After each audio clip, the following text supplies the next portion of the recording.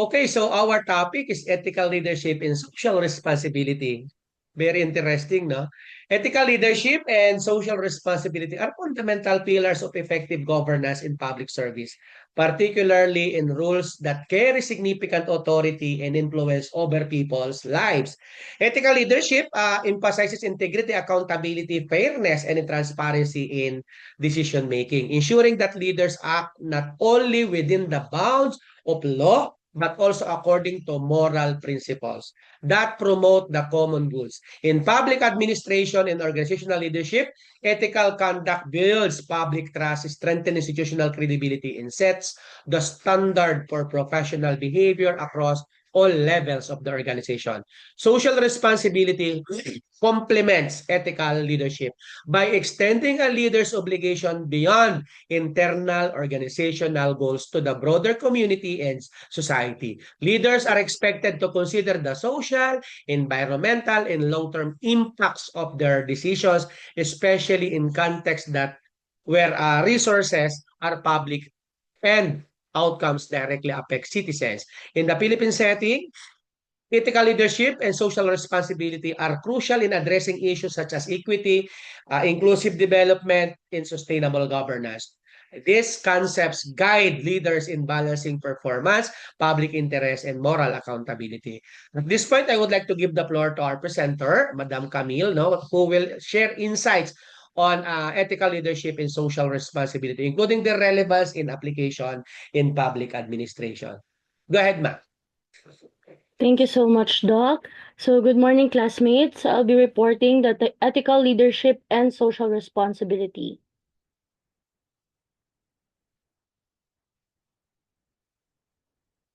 So, here's the outline of today's discussion. So, we'll be discussing the ethical considerations in executive decision making, corporate social responsibility, and sustainable leadership practices, and building trust and integrity in leaders. So in the public sector, leadership is more than just a title. It is actually a sacred trust. Let us look at the foundational expectations for an ethical public servant.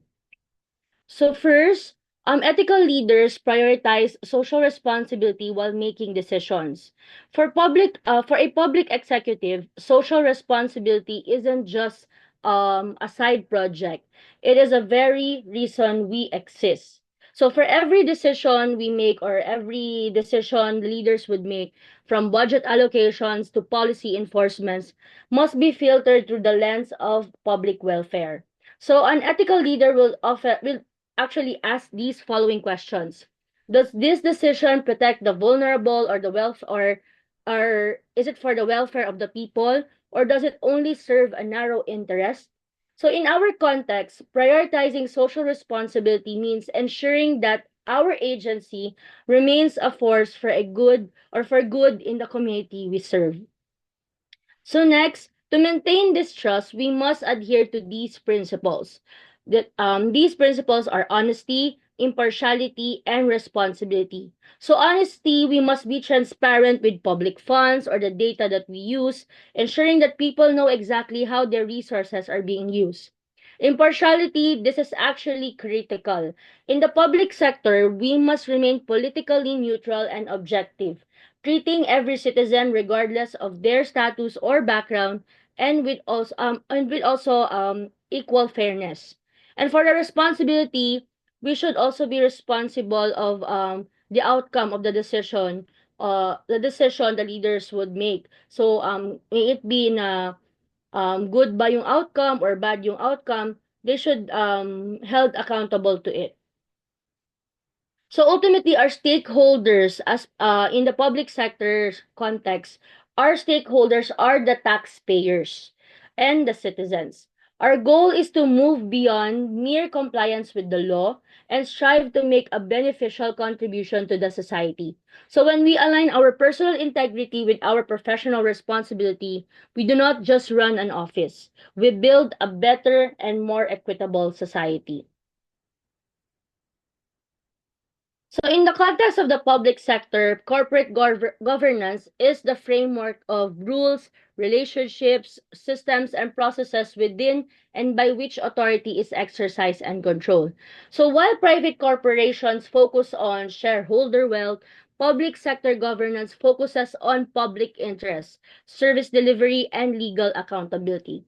So here are the 7 characteristics of good corporate governance applied to the public sector. So, first characteristic is that having a well-defined and coherent organizational strategy. So, in the public sector, strategy is not about beating competitors.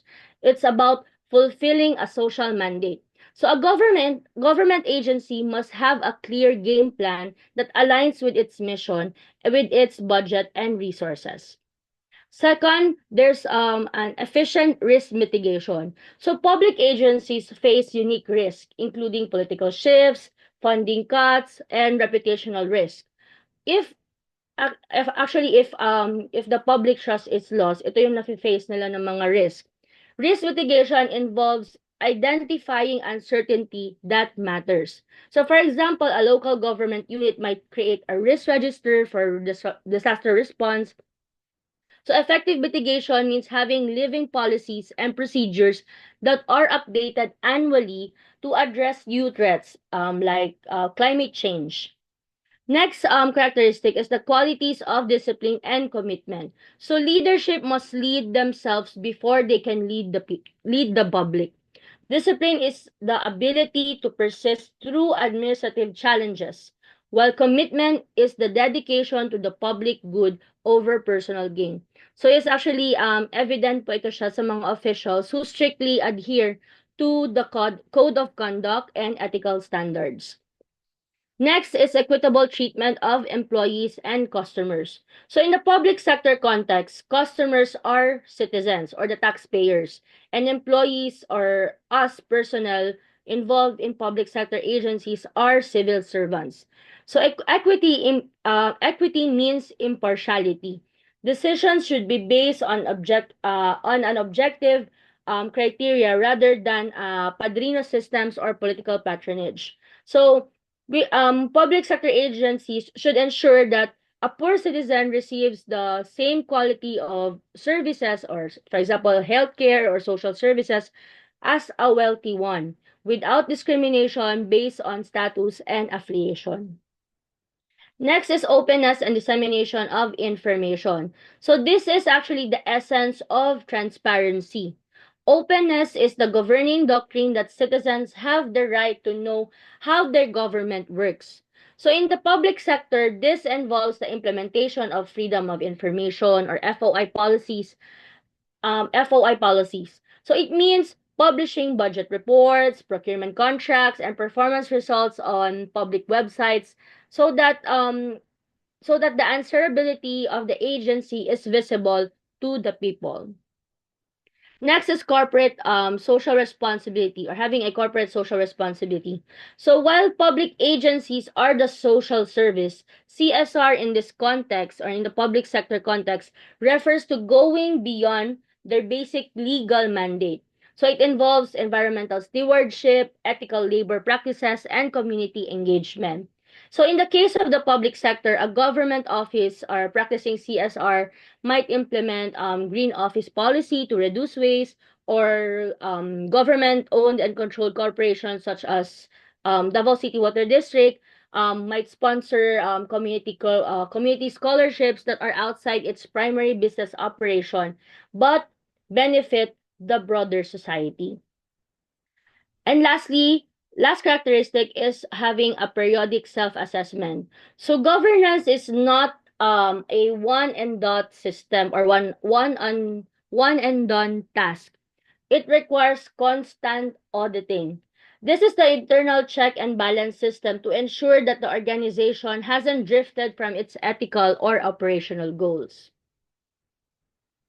So in the public sector, an executives or leaders' decision isn't just a management task. It is the declaration of the organization's values. So when we exercise authority on behalf of the state, our choices carry a significant weight. So here are the ethical considerations in executive decision making. So first is the maintaining of moral principles. So one consideration when creating a decision making, we must give honesty and integrity the highest priority. In the public service, it is easy to be swayed by political pressure or administrative convenience. However, an ethical leader or an ethical executive maintains their moral compass, ensuring that the right thing to do always triumphs over the easiest thing to do. We lead by example. If we prioritize integrity, our subordinates will also do the same. Next consideration is transparency. Transparency is the foundation of public trust. So as executive leaders, we must make a deliberate effort to communicate openly. So this means we do not just announce a decision, but we should also provide clear justification of bakit tayo nakakome up ng ganitong decision. We should also share to them the why behind our choices. So it also includes the data that we use and the possible effects of that decision to the community. So when a process is open to the light, the shadow of corruption cannot grow. Next at consideration is equality and fairness. So public service is for everyone. This means choices must be taken unbiasedly without prejudice or partiality. Whether we are distributing resources, awarding a contract, or promoting a personnel, we must act with total neutrality. So an ethical leader ensures that who you know never matters more than the merits of this case. So we, as public administrators, are the gatekeepers of fairness in our agencies or in our respective departments. And last ethical consideration is the accountability. Finally, we come to accountability. So in the public sector, we are the stewards of public resources, not owners. So accountability means taking full responsibility of our decisions and the results that follow, the good and the bad. So we do not just pass the blame. So parang kung tayo ang gagawa ng desisyon, we don't take the blame sa iba. Kasi as ethical leaders, we are accountable to every decision that we create. And kahit ano pa yung magiging result ng decision na ito, an ethical leader would not pass the blame to others or to another members of the agencies or in the office context. So as an ethical leader, it stands by their actions and remains answerable to the law, the oversight bodies, and the citizens who depend on our services. So by integrating these considerations, we ensure that our decision making doesn't just meet legal standards, but exceeds ethical ones. So in the public sector, corporate social responsibility or CSR takes on a deeper meaning. So it is our commitment to ensuring that the government operations create a net positive impact on society. So let's look at the sustainable leadership practices as defined in the context of public service. So first is practice is the environmental sustainability. So public agencies are often the largest consumers and landowners. We must promote beneficial effects on the environment by reducing our carbon footprint and managing the resources wisely. So sustainable leadership ensures that we fulfill our mission today without depleting the natural resources our citizens will need tomorrow. Next practice is social responsibility. This is about human impact. We must evaluate how our operations affect our stakeholders, which include our civil servants, the citizens we serve, and our local communities. A social responsible agency is one that prioritizes the dignity of its workers and the welfare of the public above administrative convenience. Next practice is the ethical business practice. In our context, in the public sector agencies, this means operating morally and honestly in every transaction. Whether we are handling public funds or issuing licenses, we must uphold to the highest guidelines of responsibility and openness. So integrity actually is our currency. If we lose it, we lose the social license to govern. Next is supply chain management. This is actually the collaboration between suppliers and organization. So the public sector spends billions on procurement. So sustainable leadership means collaborating with our suppliers to guarantee that the goods and services we buy or procure are produced ethically. So we must ensure also that suppliers that we coordinate or we partner do not use child labor or hindi nila ini-ignore yung mga safety standards when doing those goods and services, those goods, and their production does not harm the environment. Next is regulatory compliance. So we in the public sector, we are the enforcers of the law. So we must follow or we must be the first one to follow it. So this involves strict adherence to international norms regarding labor rights, human rights, and environmental preservation. So we lead by example by exceeding the minimum legal requirements. Next is the risk management. So sustainable leaders are proactive. So we must recognize and evaluate social and environmental hazards before they become crises. So this actually means that we need to audit our activities to identify potential risks, such as unfair labor practices or pollution. And as leaders, we should also implement controls to mitigate them immediately.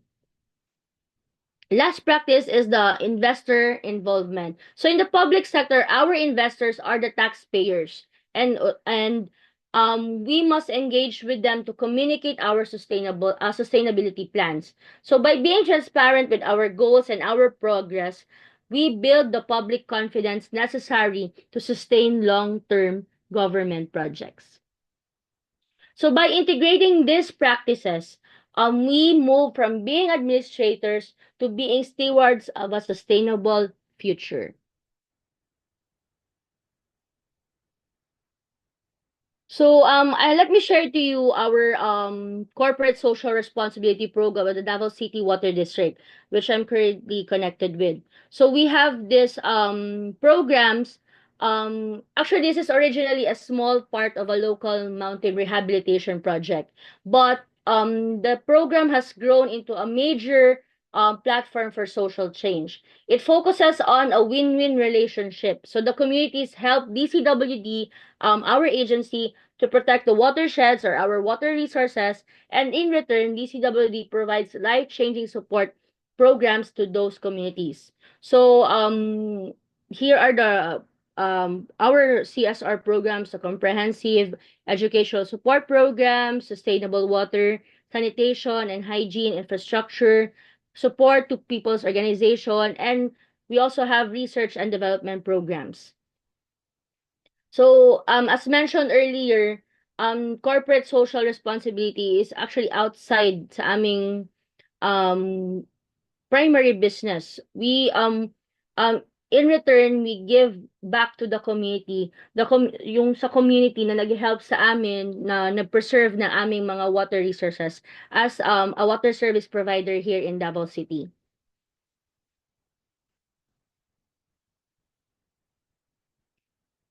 So now we focus on the intangible but essential currency in public sector or public service rather.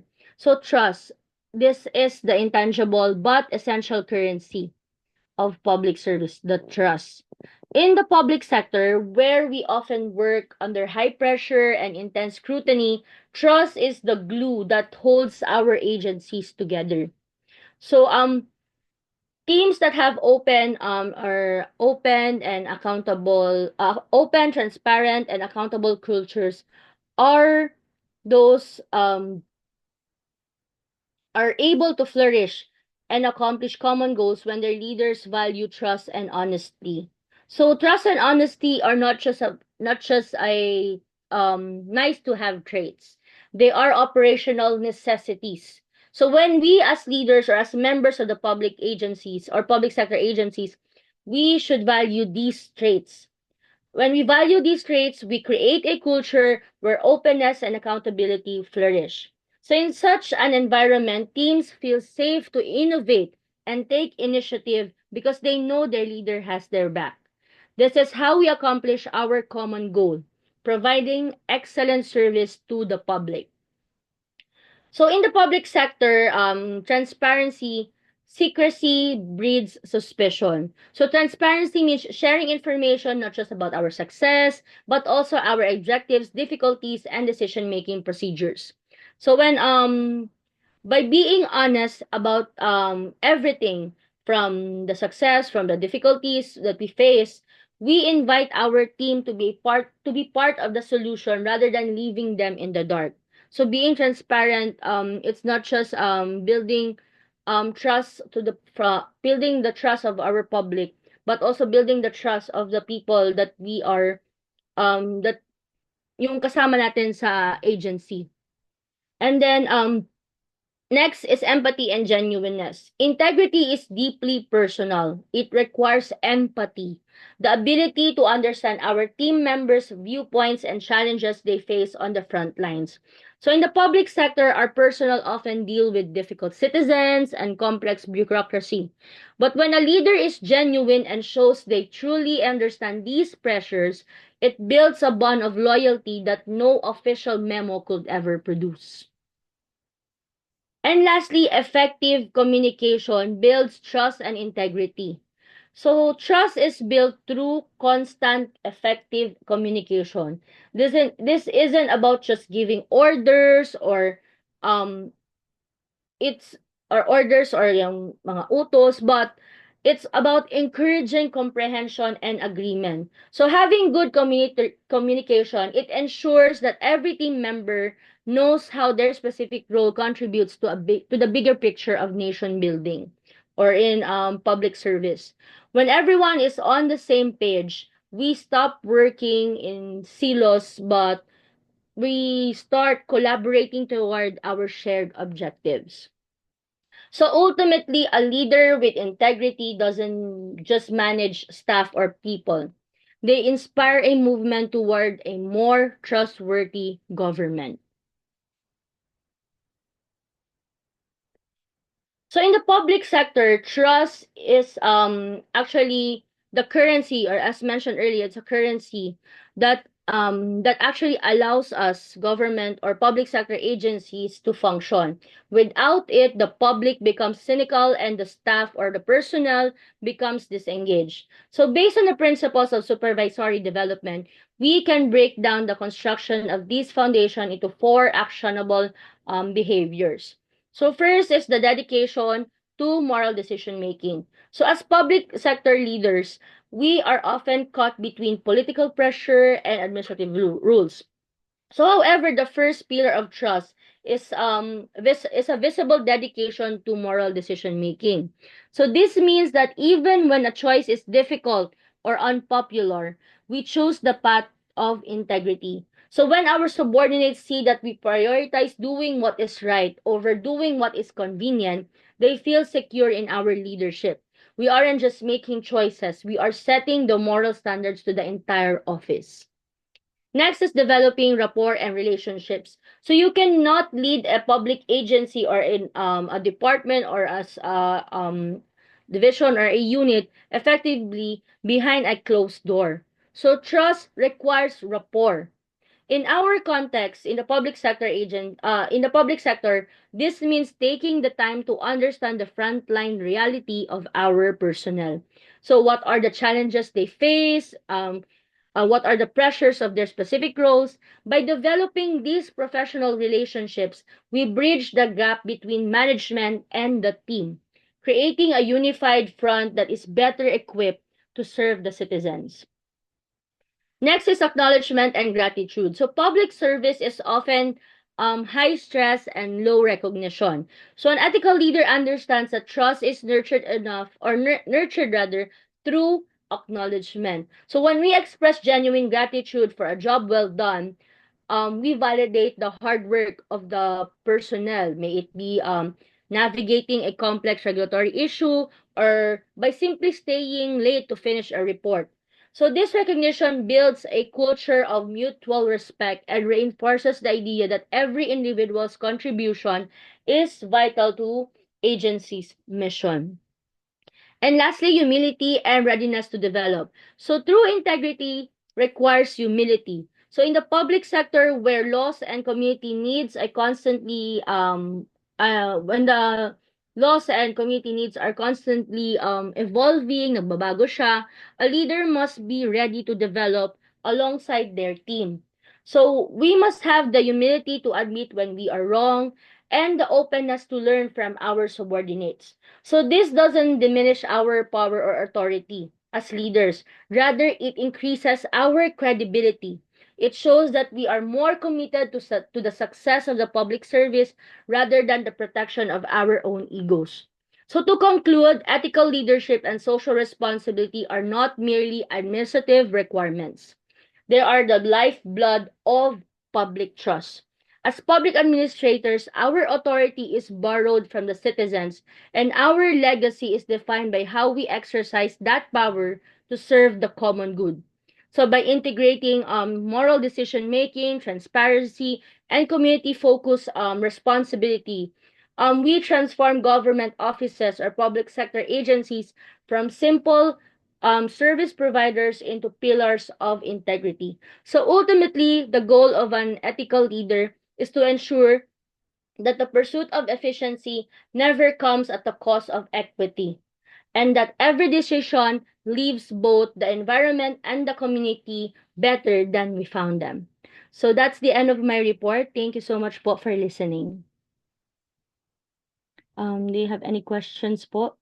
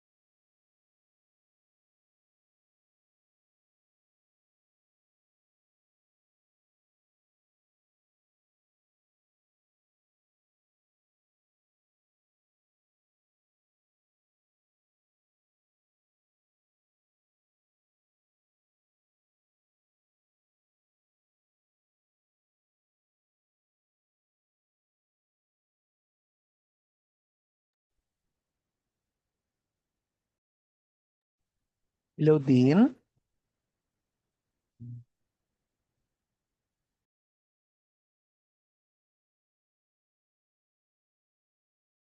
Okay, so thank you so much, no? The presentation highlights that ethical leadership begins with personal values and character. Leaders who consistently demonstrate honesty, fairness, and respect influence organizational culture in a positive way. So ethical behavior at the top set clear expectation for employees and reinforces standards, no, of conduct throughout the institution. And this personal example is often more powerful than formal rules or policies. Another key point discusses the role of ethical leadership in decision making. No, ethical leaders carefully weigh the consequences of their actions, no, considering not only efficiency and legality but also fairness and social impact.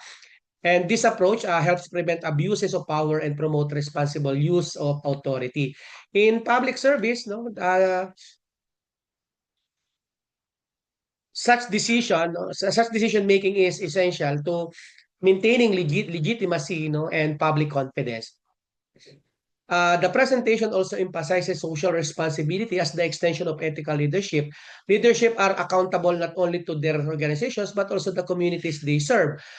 This include promoting inclusive policies, promoting vulnerable groups, and ensuring that development initiative contribute to social well-being. Social responsible leadership aligns organizational objectives with broader societal goals. Another important insight is the connection between ethics, accountability, and transparency. Ethical leaders support open communication, no, clear reporting, and mechanism for feedback and redress. No, uh, these practices help deter corruption, no, and encourage responsible behavior among public servants, because transparency also empowers citizens to participate meaningfully in governance. So, the presentation underscored that ethical leadership and social responsibility require continuous reflection and commitment. No, leaders must regularly assess their values, their decisions, and organizational practices in light of changing social expectation and challenges.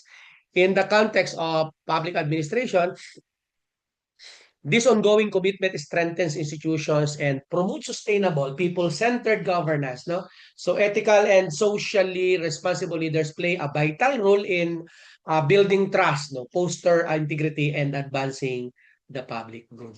Okay, thank you so much, Present.